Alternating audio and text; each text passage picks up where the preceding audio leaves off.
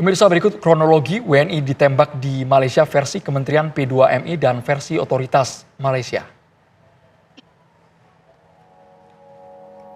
Berikut adalah kronologi WNI ditembak di Malaysia berdasarkan versi Kementerian P2MI, yaitu insiden penembakan terjadi di perairan Tanjung Ru, Malaysia pada Jumat 24 Januari sekitar pukul 3 dini hari waktu Malaysia. 1 orang dilaporkan meninggal dunia, sementara 4 lainnya mengalami luka-luka.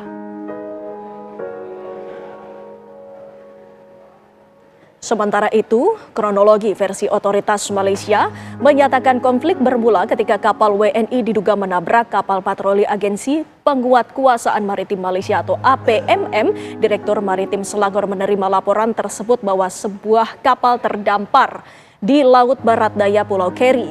2 orang WNI berada di kapal tersebut, 1 korban tewas di tempat, 1 korban luka dikirim ke Rumah Sakit Kelang, 3 korban luka lainnya dirawat di Rumah Sakit Sultan Idris Shah di Serdang.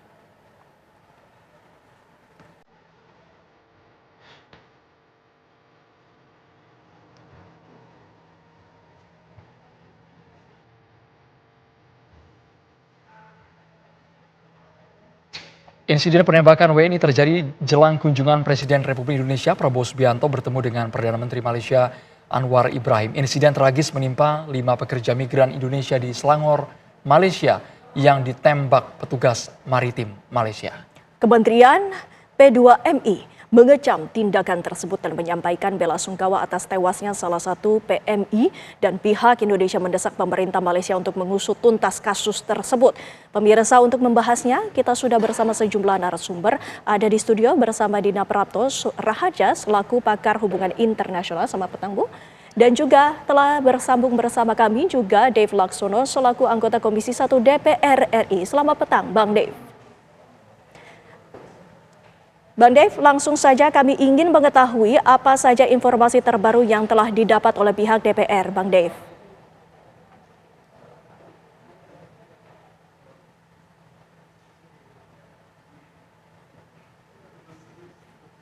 Baik, kami mencoba untuk memperbaiki komunikasi kami dengan Bang Dave. Langsung saja kita tayangkan bagaimana Mbak Nina menanggapi kasus ini.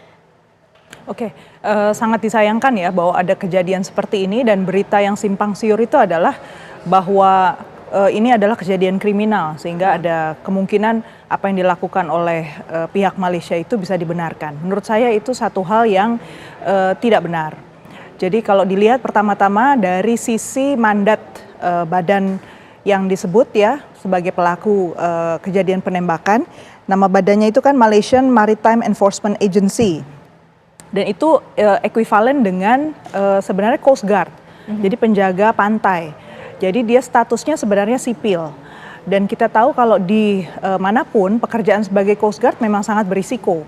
Mereka tentu bisa berhadapan dengan pihak-pihak yang cukup violent ya, cukup keras.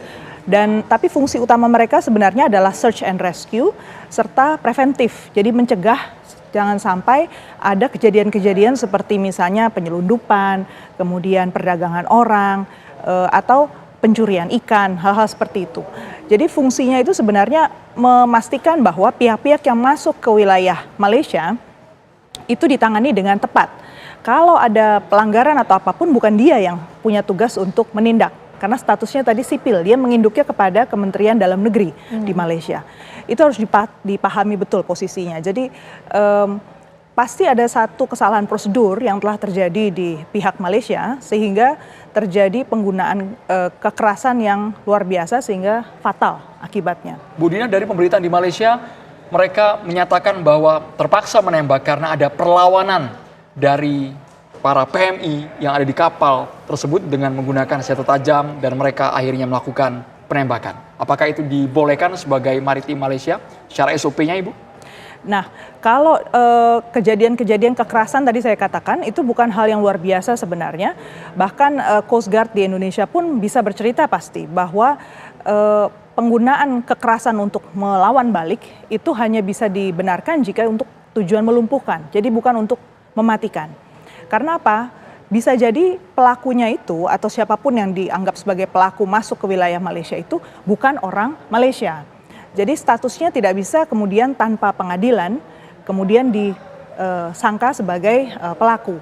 Jadi itu hal yang SOP-nya itu harus betul-betul dipatuhi sebenarnya. Jadi paham tentu kejadian ini katanya jam 3 pagi gitu ya. Nah makanya itu sebabnya kita betul-betul perlu sebagai bagian dari warga negara Indonesia meminta bahwa pemerintah Indonesia tegas meminta investigasi. Apa sebenarnya yang terjadi, jangan sampai ini dianggap hanya sebagai kejadian biasa ya. Yang kemudian bisa ditoleransi. Karena memang Malaysia itu kan negara tujuan kerja Indonesia nomor 2 terbesar. Sesudah Taiwan, kemudian Malaysia. Nah problemnya dengan Malaysia adalah wilayah batas laut kita ini sangat terbuka lebar. Jadi pergerakan manusia itu sebenarnya banyak opsi-opsi jalurnya ya. Dan kita udah tahu bersama lah puluhan tahun kita negosiasi dengan Malaysia sehingga masalah hukum saja itu tidak bisa diterapkan atau pendekatan hukum tidak bisa digunakan sepenuhnya saja untuk masalah-masalah ketenagakerjaan, tapi harus ada pendekatan diplomasi juga. Dan ini adalah tindakan yang harus diambil oleh pemerintah. Dan pemirsa, kami juga akan memberikan pernyataan dari Kementerian Luar Negeri melalui Direktur Pelindungan WNI Juda Nugraha menyampaikan saat ini sudah mengirimkan nota diplomatik ke Malaysia untuk meminta penyelidikan mendalam mengenai kasus ini. Yuda juga menegaskan masalah pekerja migran menjadi salah satu yang dibahas dalam pertemuan Prabowo Subianto dengan Anwar Ibrahim. Ya, kita memahami sudah menjadi kedaulatan Malaysia untuk melakukan penegakan hukum. Namun di sisi lain tentunya kita juga menyesalkan bahwa insiden ini akhirnya menimbulkan jatuhnya korban jiwa dan juga 4 mengalami luka-luka tembak. Nah untuk itu KBRI Kuala Lumpur telah mengirimkan nota diplomatik kepada pihak Malaysia ya, untuk meminta ya, pertama tentunya menyesalkan adanya jatuhnya korban dan kemudian kita juga mendorong diberikannya segera akses ke konsuleran untuk bertemu dengan warga negara kita. Dan yang ketiga, kita juga mendorong dilakukannya investigasi secara menyeluruh terhadap peristiwa ini. Termasuk apakah tembakan yang dilakukan oleh aparat APMM itu sudah sesuai prosedur, ataukah kemungkinan adanya excessive use of force, penggunaan kekuatan yang berlebihan itu terjadi dalam peristiwa ini. Baik, Pak Yuda, apakah sebelumnya dari informasi awal ini diinfokan begitu waktu penyerangan dari pihak WNI-nya sendiri apakah menggunakan senjata tajam, Pak? Ya, berdasarkan keterangan yang disampaikan oleh PDRM, WNI melakukan penyerangan dengan menggunakan parang. Baik. Dan saat ini kan Presiden Prabowo sedang berada di Malaysia, Pak. Apakah mungkin nantinya ada pembicaraan mengenai hal ini, Pak? Ya, pertemuan tentu masih berlangsung pada hari ini. Ya. Sudah dipastikan memang isu pelindungan WNI itu merupakan salah satu yang dibahas. Sementara itu, apa saja informasi terbaru apapun informasi yang telah dimiliki oleh DPR, kita akan coba kembali menyapa Bang Dave Laksono.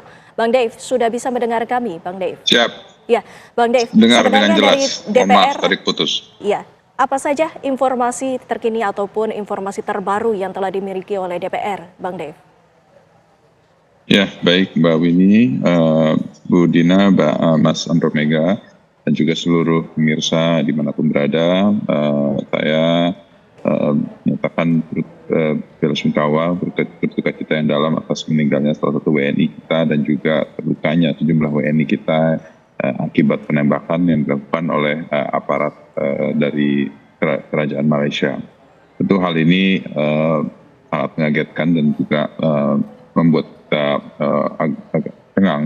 Kenapa pada saat Pak Prabowo sedang ada kunjungan ke sana, ada insiden warga kita ditembak, warga kita yang tidak bersenjata, akan tapi dituduh mereka itu mengancam keselamatan para petugas sipil, hingga akhirnya mereka melakukan pembelaan diri dan akhirnya terbunuh lah. Nah, inilah yang harus dipertegas dan diperjelas dan juga harus dipastikan melalui kesaksian yang berlapis dan juga ada tim investigatif yang secara independen memeriksa kebenarannya, memeriksa seluruh pihak yang terkait, baik dari aparat dari Malaysia, para nelayan kita, dan maka itu tidak boleh lagi dihalang-halangi dari KBRI untuk menemui nelayan kita, karena mereka adalah warga Indonesia yang merupakan tugas tanggung jawab daripada kedutaan untuk melakukan perlindungan. Nah, maka itu sudah merupakan hak daripada warga kita ya